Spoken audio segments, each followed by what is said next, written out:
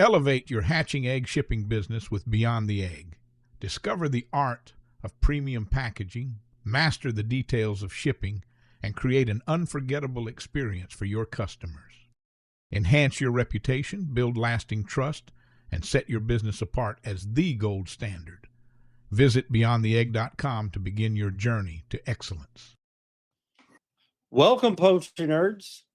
On today's episode, we are going to talk about chicken coop design because I have been getting asked a lot of questions, and so has Jennifer. And if you're listening to this when it airs originally, it'll be in November when it's starting to get colder or is cold, depending on what day it is, because last week it was in the 30s, today it's pushing 80. So, you never know.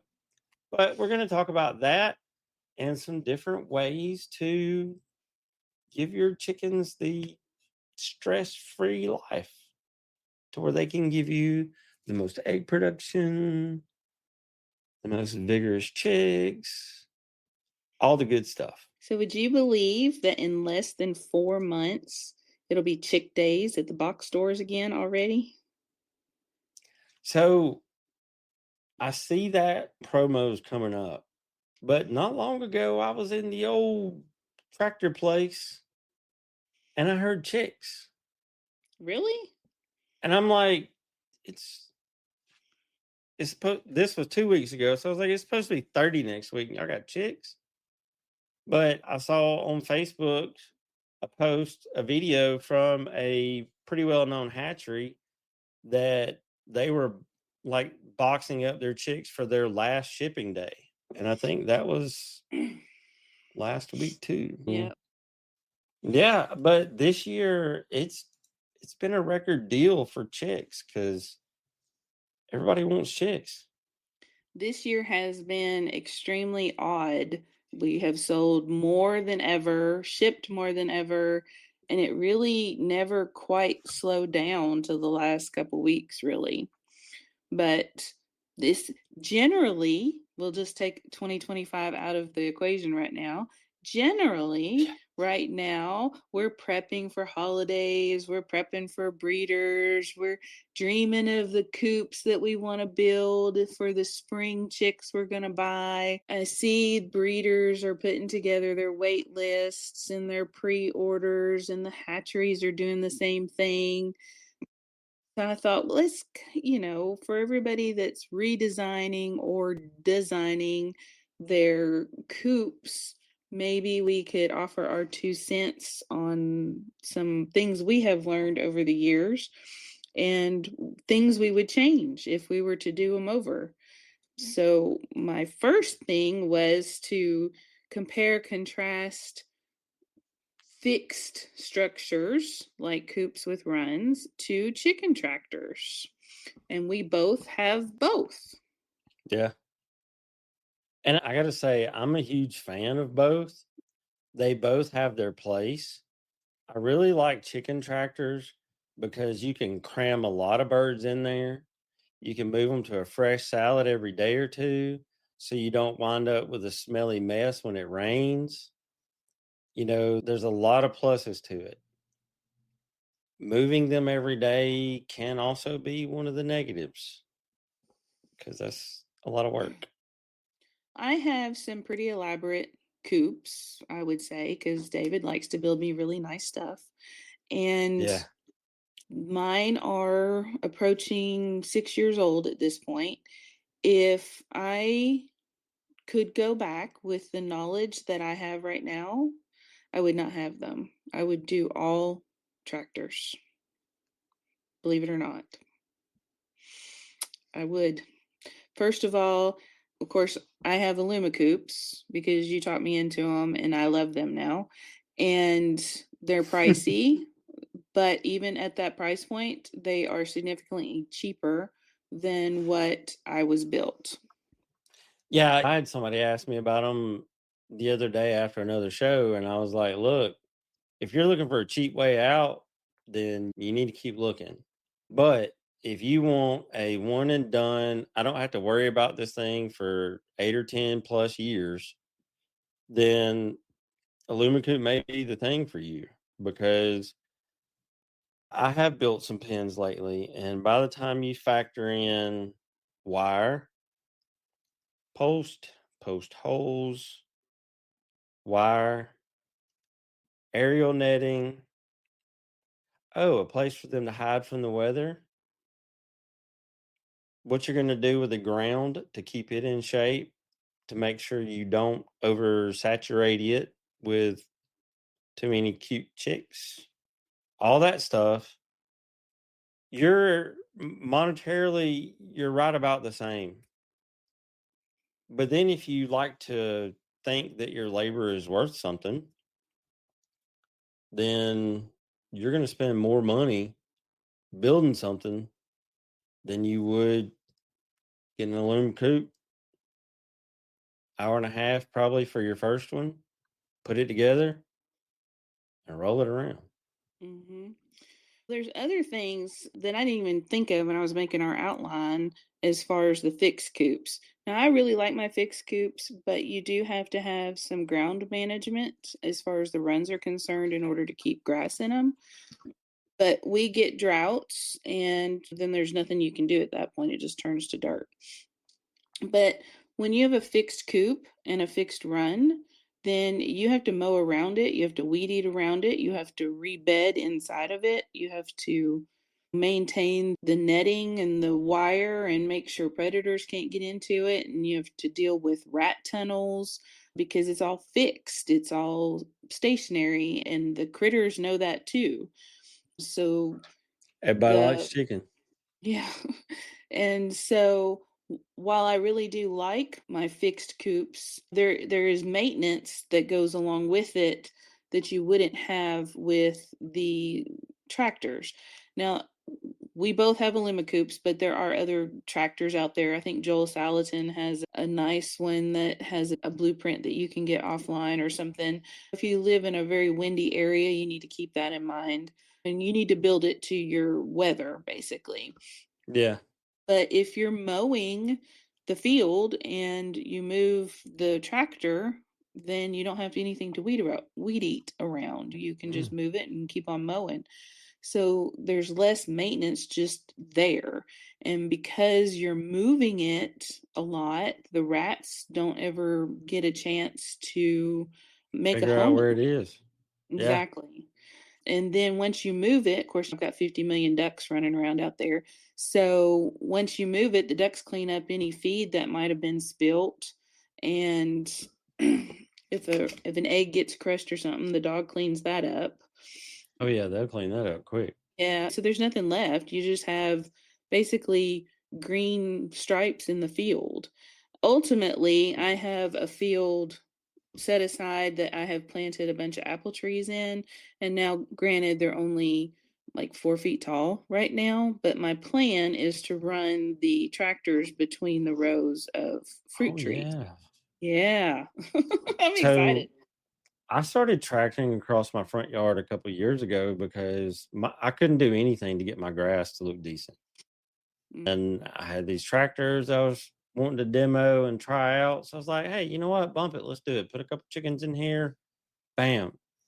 I did that for the 2 years in a row. And this year, now that it's starting to get cold and some of the grass is starting to die, my wife was like, hey, can you figure out a way to mark that? And next year, make sure you hit that spot, because I still have green grass in January. Wow. Yeah, it's pretty nice. So your lot is a lot smaller than mine because I have a farm, cows, and everything else. So you live more in town. So is the tractor moving an issue for you on the smaller space? No, No. it's just like anything else. You don't overpopulate it and you keep it going. The ones that I have in my front yard, they're 5x6, which you say 5x6, that's tiny, but you can comfortably. I've had 10 full grown chickens in there and not had any issues because I moved them every other day. No buildup of poo or nothing like that, which 10 is a lot for that area. But I wanted to see the limits and I wanted to see what the recommendations was and how it actually applied to real life. Because lots of manufacturers like to say, oh, well, you can put 50 million chickens in this and move them every 10 minutes or less. Yeah. So I wanted to try the numbers and see how it really was. And it actually wasn't bad. Now, I did not have broilers, which are just poop machines. I had actual laying flock that had a rooster in there. It worked out great. Never had problems with rat tunnels, nothing like that. And I have clocked 73 mile an hour wind on my property with no issues with the tractors. So there's always that too. Pretty solid. Yep. Back to the keeping the greenery, one thing I have noticed in my fixed runs is, of course, the chickens eat the grass and the good stuff, the clover and stuff, and they leave the weeds. And I have ended up with big sections of the run being overtaken with this red thorny thing. I don't even know what it's called, but I know so this is what you need to do for that. What? You have said you got too many goats, right? They won't even eat this thing. It's got thorns on it. Hey, mine will eat anything. Like Yeah. I've seen mine eat. I saw mine eating a dead stump. And I'm like, homie, you have primo non-GMO grain feed in your trough. Why are you eating a dead piece of wood? And my wife goes, it's probably got some bugs in it. And I just looked at her because that was something I would say. Because like when they're messing around in the yard and stuff, but they're not eating the grass, probably bugs. You probably didn't notice last time you were here because we were busy like recording and stuff, but my goat population has dwindled significantly. I think I noticed there wasn't as many there, but hey, now look, I'm even down more. I have 4. I know, right? I'm so excited. So my son and his wife and kids live across the street, and they bought this property that is somebody planted bamboo, which is a whole nother story. But I think they actually sold the property because they didn't know what to do with all the bamboo. It's just like taking over everything. And I was like, you really need goats. So we banded all the boys from the spring and took them over there. And he's, oh man, this rocks, because he doesn't like to mow grass. And so he's like, this rocks. And then, of course, I have a problem with, here's another thing you should think about too. If you have goats and you have chickens, of course, I have giant chickens, right? And I have dwarf goats. So they're about the same size. So not a lot of difference. I can't make the door to my main coop any smaller. Otherwise, 5 won't be able to crouch to get my big rooster in the back. His name is 5. He won't be able to crouch to get into the coop anymore because he already has to wiggle in there, because I can't make it any smaller and I can't keep the darn goats out. So I gave up, just opened the big door, and the goats keep going in there, and then they get all excited and they step on my chickens and they end up breaking toes and breaking legs and different things. And so I just got mad and sent all the baby goats across the street. So now I just have the 4 nanny goats here, and they don't bother my chickens.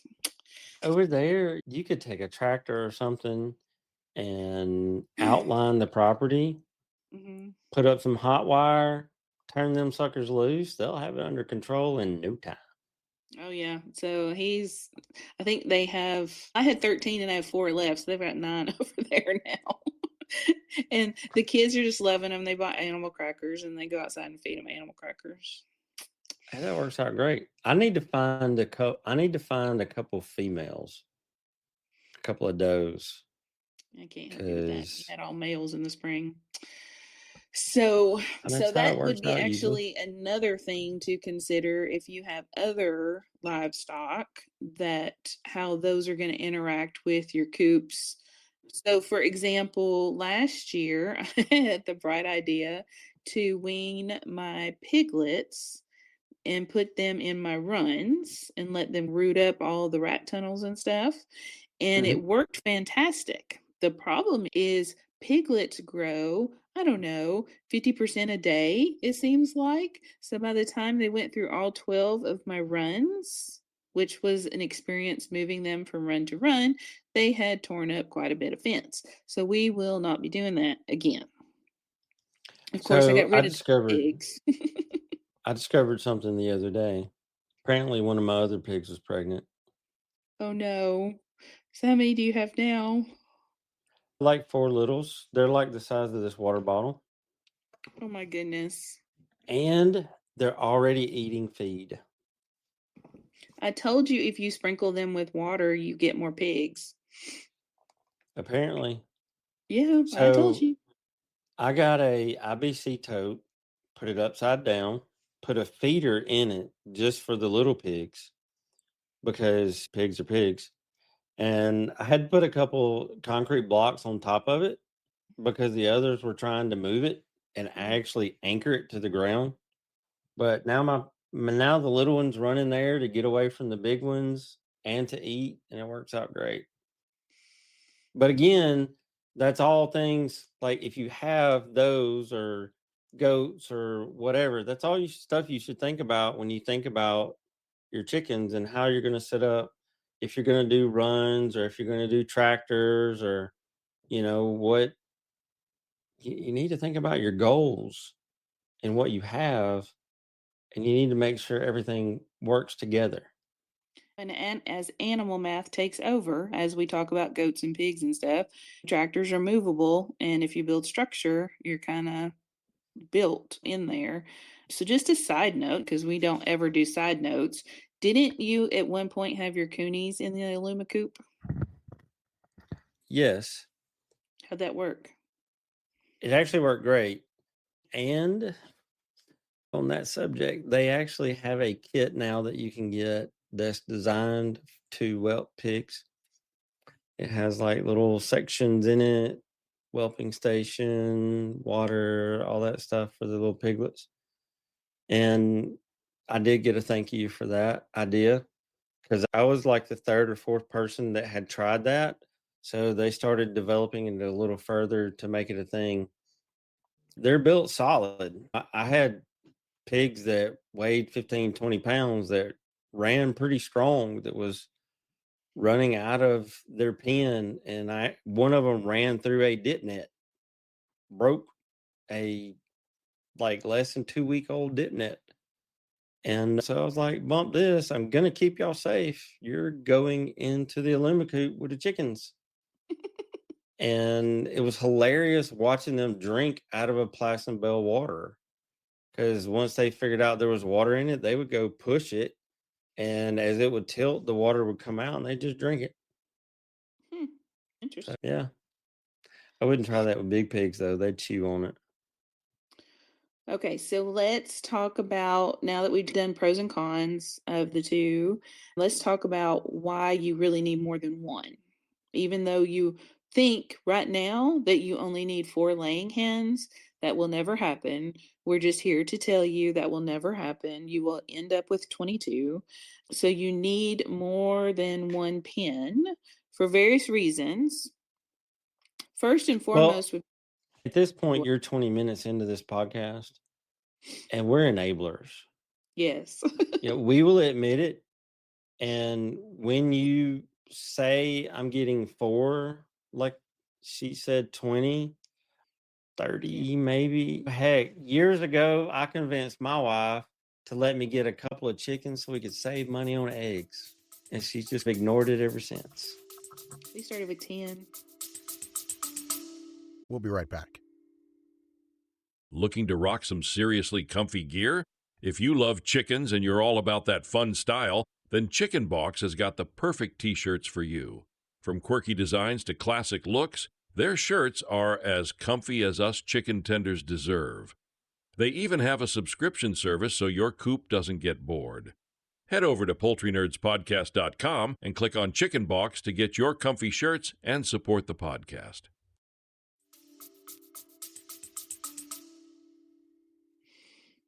Yeah. Okay. So there's a couple reasons why you need more than one pen. The biggest one that my biggest reason for more than one pen is going to be flock security. So if you have your flock divided between two pens that are, say, more than 10 feet apart, preferably, if one gets sick, the other one won't get sick, hopefully. If one gets eaten by predators, the other one won't, because the predator will be full before it needs to go into the second one. If you forgot and left the door open and they all escaped and flew away to the neighbor's yard, you still have the other one. Because remember, not only are you investing in the coop, in the structure, you're investing in genetics, in birds, in your time. And you sure as heck don't want to be starting over from chicks every time something goes wrong, because I'm here to tell you something will go wrong. Yeah. So It's not when something happens. It's not if a predator will get one of your chickens. It's when. Because I have a not very large yard and two very large dogs, and I still have stuff trying. I had about 2 weeks ago a coyote. We've never had coyotes get this close. And Buddy, the black and white brindle looking color Anatolian, scaled a 50-inch tall fence, not making any noise but him running. And then I saw him in the field beside me square off. And then I saw this huge white mass coming up on the other side like it was flanking. That was Lucy. And I just walked away. And both my dogs came back home. The coyote, it did not work out real well for that one. And I had no clue. It's a 50-inch tall fence, but I don't know if it was Billy and Bobby that they were protecting, or if it was the chickens or the turkeys or me, because I was outside when this thing was approaching. But they did their job. They earned their kibble, that's for sure. But even at having those measures in place, something's still going to try to get in. Whether it's a coyote, raccoon, possum, whatever it is, because everybody and everything loves chicken. rats, mice, they'll chew on their toes. Yeah, Chew on their it's tails. everything. Yeah. And they are coming. Don't listen to all the people who are like, oh, pick up your food at night and you won't have any trouble. That is not true. Mice are Yeah, going to you just come in won't with have the more. trouble that you see. Yeah. See all the rat poop around the feeder because they're cleaning it out. They're there. Yes. It is what it is. You have feed, you're going to have mice. But back to why you want more than two pens. So you're going to end up, so in February, you're going to buy your first chicks. And then they're going to grow up and start laying around June or July. And then chicken math will take over and you're going to buy some more chicks. And then you're going to take in your friend's birds because she has to move and has to get rid of her birds. So you're going to Or take they those bought too in. many. Yeah. And then you're going to have to figure out how to merge those two coops, flocks. And then you got different ages and they got two flocks. And now you're trying to put them together and you've got to introduce them to each other and quarantine them. So there's your two coops right there. And then you're going to need dog kennels in order in case you got a broody hen with some chicks. You got to keep her separate, or somebody's toe got squished, and so you got to put her in hospital and watch her toe and see what's going to happen. Or they got into a fight and their comb is bloody. I'm just letting you know right now that combs get bloody. It's not a big deal. It don't matter what breed you have. A lot of people say, "Oh, only certain chickens fight." No. You could have 20 male chickens in a pen, and everything's fine. You let them hear a hen make a noise, boom, we got to have a pecking order, and they will establish that crap real fast. Now, once it's done, But the one that got picked on so much, if you don't move him, it's not going to work out real good. Combs bleed profusely, but it looks worse than it is. Yeah. And then also the next thing you're going to do is you're going to forget there's difference between large fowl and bantams, and you're going to end up with giant Orpingtons and some silkies. And those aren't going to go together real well, so you're going to need 2 pens, one for each of those. One for the Orpingtons to lay the nice, big, pretty eggs, and one for the silkies to hatch them. Yeah, exactly. So regardless, if you think we're serious or not, plan space for 2 pens. Try to do them 10 feet apart. And if you think we're crazy, then just say, okay, I'm going to do it anyway. And that way I can just rotate the pasture. So they can eat all the grass in one while you reseed and straw the other one and then move them to the other one. And that way they always have fresh grass to eat while they're in their run. You do that and you'll have an amazing flock that'll be healthy, living good, pumping out eggs 24/7, 365. Like all the things you want because you're giving them fresh pasture all the time. Yep. And then all y'all that are telling us that we're crazy right now, that you would never do that, I want you to email us next fall and let us know how many chicks you got and how much you want to talk about chickens. Right now, I only got about 15 chicks. We're not going to talk about what I've got. Okay, so I guess the last commentary would be on bird density. Just don't overpopulate your pens. It causes a lot of problems. It causes a lot of sickness. It causes pecking order problems. It causes fighting. And the ammonia builds up. It's just a hot mess. So if you truly only want 4 birds, buy or build a coop for 8 so they have plenty of space. Don't buy the minimum. And then go from there, because you don't want to cram 10 chickens into a 4x4 pre-built box coop. I'm going to tell you right now. You figure out how many chickens you want, and then you need to figure 15 feet, square feet per chicken minimum. For a couple reasons. Number one, everybody recommends 10. And by the time chicken math happens, you might get there. But like she said, you build it adequate for double, at least 1.5 times what you're thinking, double if possible. That way, when it happens, you're ready. That's what I did. I recently put in a couple of stationary pens that I'm using. One's going to be for a rather large. I have 2 large breeding programs for birds, and they'll be in those because they've got the aerial nets and all that kind of stuff. But I'm at about 1 bird every 18, 19 feet. And I got a bunch of random stupid stuff that I put in them. I've got an old above ground pool ladder. I've got some sawhorses that are different heights that I've made. Put some stuff in there that they can get on, even if it's just playing King of the Mountain.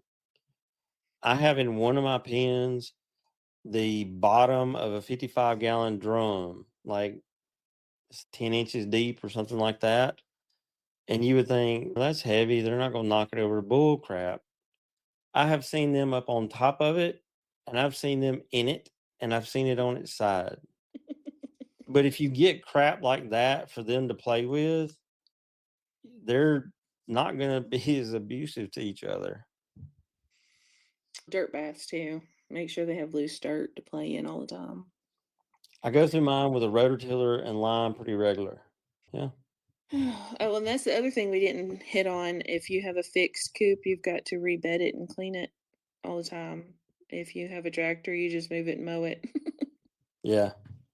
And on that note, I suggest you to do it right the first time. because if you bed that sucker right the first time, you're going to spend a little bit more money, but the maintenance that you have to do through it over the years is going to be little instead of a lot. Because I have some that I spent the money and I put peat moss and I put sand and I put stall pellets and all kinds of crap in there, probably 10 inches thick. And I ain't done crap to them since, except throw some lime on it really thick, hit it with a rototiller, and move to the next. And that's just because I don't want any kind of disease in my dirt. And There's a lot of lime here. We're actually tilling all of them tomorrow. where there's poop, there's going to be disease, which is why I don't like feeding on the ground. That's another podcast. Okay, so because we're going to get lots of messages, I know. Coops, yes, we talk about Coops because we both have them. Carrie is actually a dealer. You can contact him if you want one. You can build them with cattle wire and tarps and cheaper. What I will say on all of that stuff is make sure that you are physically able to move them. So consider that before you build them out of heavy wood, that you can physically move them if you decide to go with the tractor. So that is a consideration to go with those, because I have had tractors before that David built me that I couldn't move if my life depended on it. It was so heavy. So make sure that you can do that. And then if you decide to do the stationary, just try to plan it accordingly that as you grow, that it still works for you. So if you do the stationary, make sure that you do it, put a little extra time into planning it, and make sure that you do it right the first time. Otherwise, you'll be mad at yourself for redoing so much in the pen to begin with. And make sure, another thing that's probably big is don't overcrowd it. Overcrowding your chicken pens probably leads to more disease problems and maintenance problems than anything else. and there's no way to keep the rats out. There's no amount of burying it. Mine is in concrete. There is no amount of burying it. They will come in and just burrow inside of it. They are the smartest critters, I think, that I have ever battled. And it's a battle. They live in the gravel bed underneath of my concrete slab of my barn. And there's nothing you can do about it. The barn's 30 by 50. What are you going to do about it? So they're there. You just control them as best you can. Yep. So anyway, we'll leave that for another day, or you can text us. Yep. Make all sure right. you like and follow us. Check us out on our social medias. You can send us messages there. Carrie at and Jennifer at poultrynerdspodcast.com. You can email us directly. If you don't care which one of us answers your questions, send it to info@poultrynerdspodcast.com. And the first one to see it, we'll get back to you as soon as possible. Until then, we'll see you next time. All right. Bye. Thank you for joining us this week. Before you go, be sure to subscribe to our podcast so you can receive new episodes right when they are released. And they're released every week. Feel free to email us at poultrynerds@gmail.com to share your thoughts about the show. Until next time, Poultry Pals, keep clucking, keep learning, and keep it exciting. This is Carrie signing off from Poultry Nerds. Feathers up, everyone.